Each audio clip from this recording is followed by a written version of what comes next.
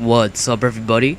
This is TensionGame, and it's been around 1 month now since I played Medal of Honor, and I'm still enjoying it as much as I did in the beginning. And I don't care what anybody says about the content issue. I know the content. Well, sorry, I know there's a lack of content issue, but as long as you enjoy the gameplay value it provides, you should be fine. And for those who are new to Medal of Honor, I welcome you to my channel and hope you learn a thing or two from my gameplay experience. And I've probably spent around well over 200 hours into the game, maybe less, I'm not too sure, but it's just an estimate. And I have a fairly good experience with what I'm doing at most of the time, unless everything is coming to me unexpectedly, then yeah, we have a problem. So me and my teammates actually did very well.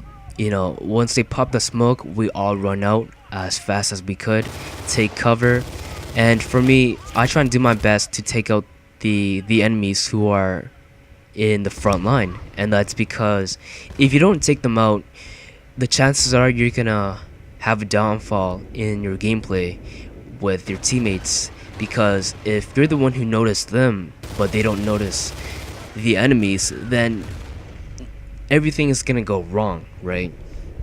I'm not saying everything as in like the whole game, but for them at least it will be messed up.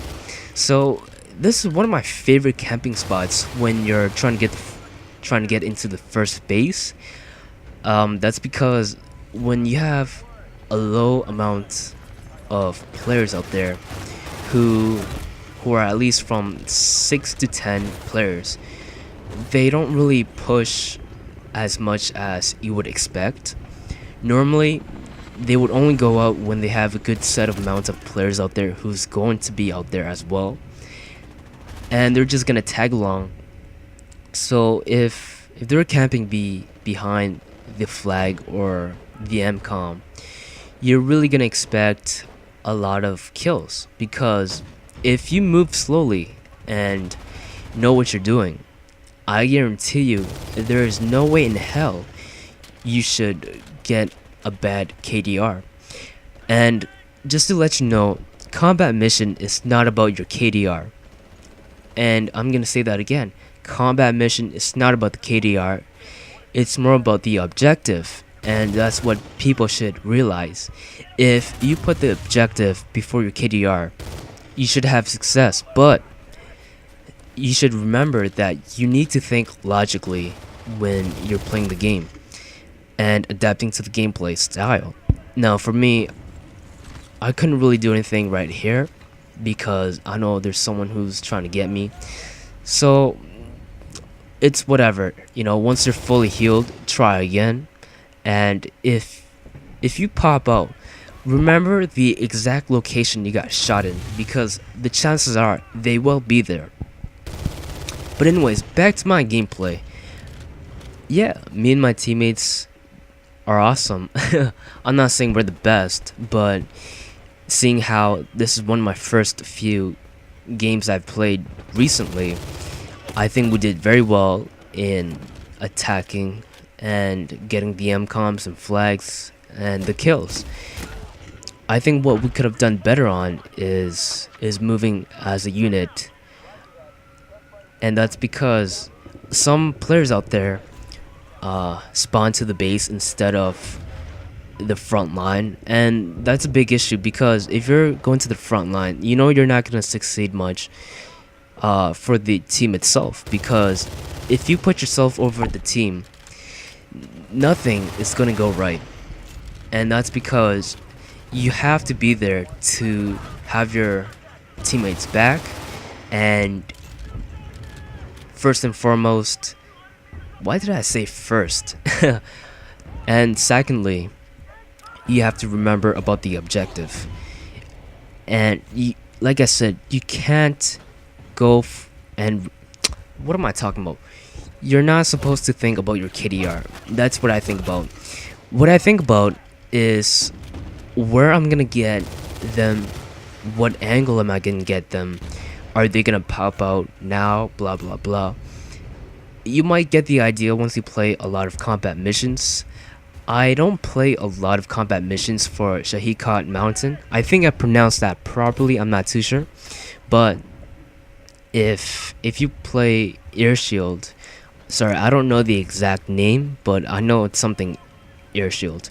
And you should know that timing is basically everything, because where the MCOMs are planted and the flags and everything else, you know, timing have to be at the right moment. And right here, if you know that there isn't anyone out there who's shooting, you know you're gonna have success, because one, they're either waiting for you, but you can spot them. And I don't mean spotting as in like you can actually see them on the radar, but once they shoot, I believe they do show up on the radar. And that's important because it gives you an awareness for your teammates. And if you plan on camping, remember to camp at the right spots, at the right angle. You know, you don't need to be fully open to get the kills. You can always wait for them, because they're the ones who needs to defuse it. So it's always best to have good positioning. And I don't know why, but I like throwing grenades once I'm near the ammo box. It's just because I want them to be aware that we are here and we don't want you here, if you know what I mean. So if you're a new player, I hope you guys learned a thing or two. And you see right there, one of them quit. And I normally don't rage quit unless someone's hacking or it's just terrible game. And by terrible, I mean like when majority of the teammates have a bad KDR, depending on the game mode, that is. If it's team assault, I couldn't care less because everyone's doing their own thing. But if it's objective based, I care a lot, because you know they're not going to succeed, because they're not going to adapt to the gameplay. Even if they do, they might be beaten with their tactics. That means they have to adapt to what they've learned so far, and they have to change what they know. Here are one of my few favorite spots if you plan on defending the MCOM, and that's because when they pop out, you know they're gonna look at either the MCOM or under the big stone. And even when they do look under the big stone, I have the advantage here, because it's gonna be really hard to aim and get a precise hit on me without the recoil hitting or hitting the rocks. And when you have good positioning, remember to try and get the headshots. If they don't see you, try and get the headshot. At least you'll get the score chain up. And if you get the score chain up, save it and wait for the big moments, because if you're gonna use it right away, it's pointless. You know, you just wasted your score chain for no reason.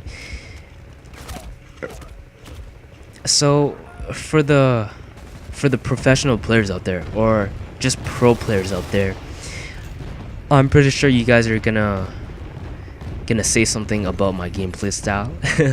I've already had a friend who was talking about how I can change a lot of my gameplay style if I'm really into it. But like, you know, I'm just playing this for fun, nothing for any competition. I've actually never had any big competition out there where people are challenging me. But if the day comes, sure thing. If you guys want to challenge me, go ahead. I'll provide you my Steam account name. Yes, I only do play the PC version of this game. I'm not that great, but I'm always up for at least a few competitions. Anyways, thanks for watching, guys. I hope you guys enjoyed this video, and please rate and subscribe if you like me, and I'll see you guys in the near future.